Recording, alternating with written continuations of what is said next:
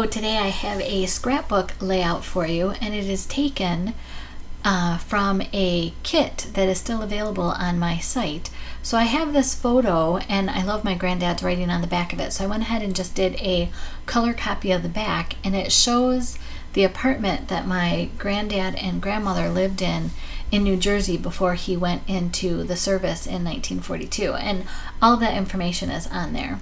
So I had this photo, and I was looking through my papers to find something that would work, and I found this kit. It's called Remembering Today, and it's a super great deal. It is 13 layouts for $39.95. So if you calculate that out, it's less than $3.08 a layout. I mean, that's fantastic in my book. So again, with Remembering Today, and I'm gonna remember yesterday too, I just thought I would look and see if I could find inspiration to do something with this cool photo and the writing on the back of it. So I chose layout number 2, and I have not done one layout from this kit yet. I knew that I was gonna have to do something with the titles. Days like this just didn't seem to work for revisiting a home or an apartment that they lived in. So I'm going to go ahead and dry fit things and put my photo on and just kind of get a feel for the direction that the creator had for this layout.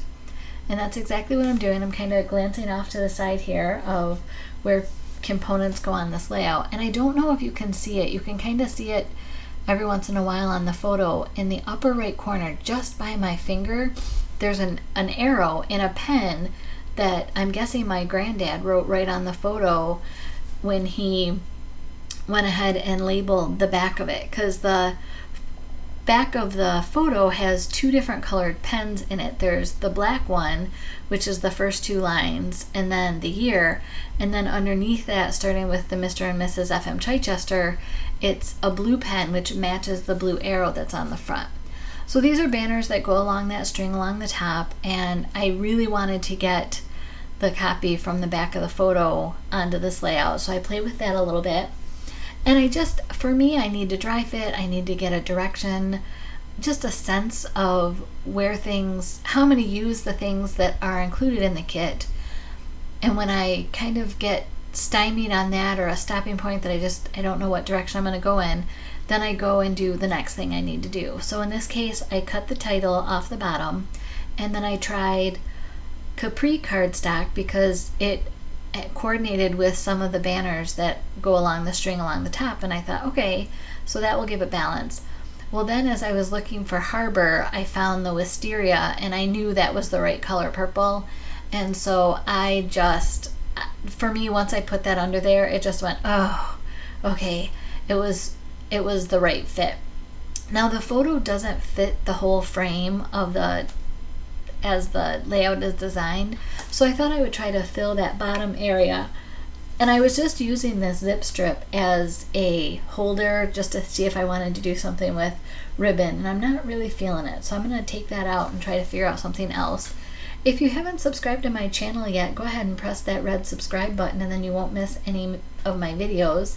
And if you give it a thumbs up, it really helps me, and it helps other people that are looking for scrapbook layouts too, because then YouTube has this great algorithm that people that like the same videos get more suggestions of new channels to them. Now, because I struggled with finding the wisteria and the Capri and the Harbor to go with this page, I went ahead and wrote it on the directions for the rest of the Remember This program, because the colors are going to be universal, and so I don't have to reinvent the wheel. I can kind of start with those, on any future layouts. So as I was going through my stamps, I was looking for what I thought was a stamp of the month from years ago called Home Sweet Home, and I didn't find it. And just now, as I'm thinking about it, I think it's called Chairs to You, and it has some homes on it. But anyhow, as I was looking for that stamp set, I found this retro tech stamp, and I thought it was perfect. It had the old-fashioned phone, the old TV, the typewriter, all of that. So I'm like, this is gonna be how I add some extra embellishments onto this layout. Oh, this is the phonograph there. So I'm just trying to dry fit the stamps and see if that's what I want to do. And here's a tip for you. So I wanted to save as much of that background paper that came with the kit that I could. So I cut 1-inch pieces off of each end because that's really all you see. So using the grid on my Versamat, I put glue on the back of the scallop, and now once I get that lined up, I will go ahead and press the glue onto that cardstock, the purple cardstock, and then when I do the other side, it'll match up exactly. And I'm trying to use the scallop so that I know exactly where it is, but now that I have the scallop centered, I can just use the lines. Before I turned my camera back on, I went ahead and just spaced out all of those banner pieces, and I was just showing you with my Cricut tool that those are easily movable if I need them to be. And I'm trying to decide if I want the photo centered and then cut off a little bit of the back of the photo, or if I want it off to the side. I do end up deciding that I want the photo centered. And I know the people in there are kind of small, but I love the old car. I love it's like a drugstore, I think that's one of the buildings under their apartment. And off camera in Harbor Ink, I did, as you can see, stamp the record player, phone, and the Polaroid camera. And I don't know if my granddad got his Polaroid camera yet, but I do know in one of the photos that I have in my mom's old photos, there's journaling about this is the first picture Mike took with his new Polaroid camera. So I just thought that that was really kind of cool. And I didn't journal it on this page, but that story of the Polaroid and the fact that this is my granddad's writing and it didn't change over the years, I was really blessed in that I had already started making cards and scrapbooking as he was transitioned into an assisted care facility, and my aunt would go and visit with him every day. And so she had kind of requested of the rest of the family, hey, could you send cards and just let us know what's going on, kind of give us some fodder for conversation. And so sure enough, I tried to send at least 2 cards a week, sometimes more.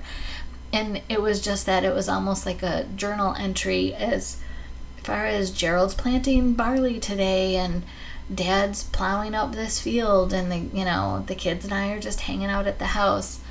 But after my granddad passed away a few years later, I got back in a huge bag all of the cards with the notes that I had sent him. So that was kind of cool.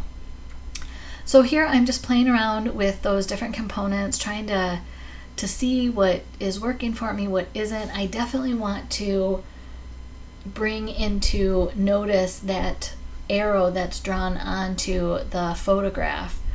But I'm not feeling the Polaroid up there. I just feel like, okay, you've put, one of those embellishments on each corner of the photo, and it kind of put I don't want to call it journaling, but it put the information that was from the back of the photo kind of out of focus. And so I want to bring that back in.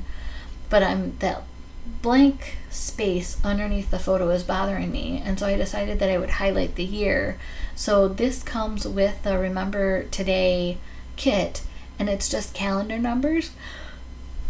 So I'm pulling off a 1, a 4, a 9, and a 1, a 4, a 9, and a 6, because that's the date the photo was taken. And so I'm just putting 1946 right under here. And it's in that Capri blue color. You really can't see that on the screen, but that's what color the font I chose, or the color of the stickers I chose. And I'm just lining those up right next to each other. And in real life, that really does kind of hide that area. So now I'm starting again to play with these embellishments. I chose to leave the phone on the journaling lines because I've been really enjoying talking to my mom about what she remembers and what she doesn't remember. In this particular photo, she could have been maybe 2 years old, and so I don't know that she remembers much. Oh, here's another tip for you. So when applying a ribbon, a fabric ribbon, I use the green lidded Tombow 2 wet glue because when it dries a little tacky, and that just helps keep your ribbon adhered to your page. And the other tip that I have is don't stretch your ribbon. Like if it has any elasticity to it, make sure that you're not stretching it, you're just laying it down into that line of glue. So now I'm trying again to figure out my harbor embellishments because they are a little darker. They go with the frame, and I decided that I needed to do some doodling lines. Taking a page out of Julie Scott's book. So I'm going to doodle all around the page now. And at first it really bothered me that they weren't, I don't know, precise or even, but now I think that's part of the charm of a handmade scrapbook layout. For me, I do better when I go away from myself when I'm drawing the lines. I know some people need to come near themselves, but I use my pinky to kind of anchor my hand to the table so that I have a good flow on that. So I was going through my die cuts because I wanted to get the title done, and I saw the doily and I'm like, oh, perfect.